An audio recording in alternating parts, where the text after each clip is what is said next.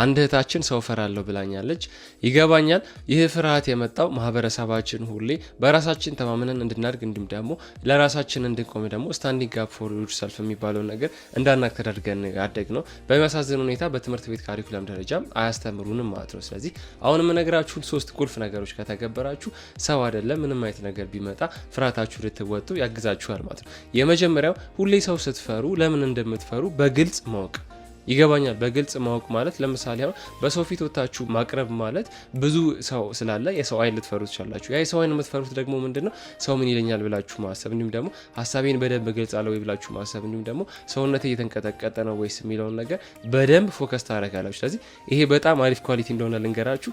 ይህንን ኳሊቲያችሁን በደንብ ከተረዳችሁት ማለት ነው ልክ ከማቅረባችሁ በፊት ከዚህ በኋላ ያላችሁን ነገር በደንብ ለሰው ለማቅረብ ዝግጁ ትሆናላችሁ ማለት ነው። እንዴ መሰላችሁ?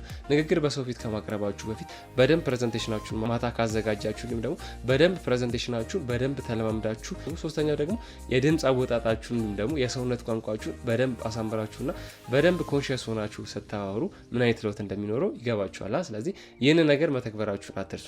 ሁለተኛው ደግሞ ሁሌ ሰው ስትፈሩ ያ ሰው የምትፈሩት ነገር እናንተን እየጠቀማችሁ ወይስ ደግሞ እየጎዳችሁ ነው። ልክ ለምሳሌ አሁን አንቺ እህቴ ስታቀርቢ በሰው ፊት ንግግር ሊሆን ይችላል ወይም ደግሞ የሆነ የምትፈልጊው ነገር ለመጠየቅ ስቴጂ ፈራሽ ማለት ኦሬዲ የምትፈልጊው ነገር አታገኝም ማለት። ስለዚህ ያ ፍርሃት አንቺ የማይጠቅምሽ ከሆነ ምንም አይነት ቦታ ልትሰጪው አይገባም ማለት ነው።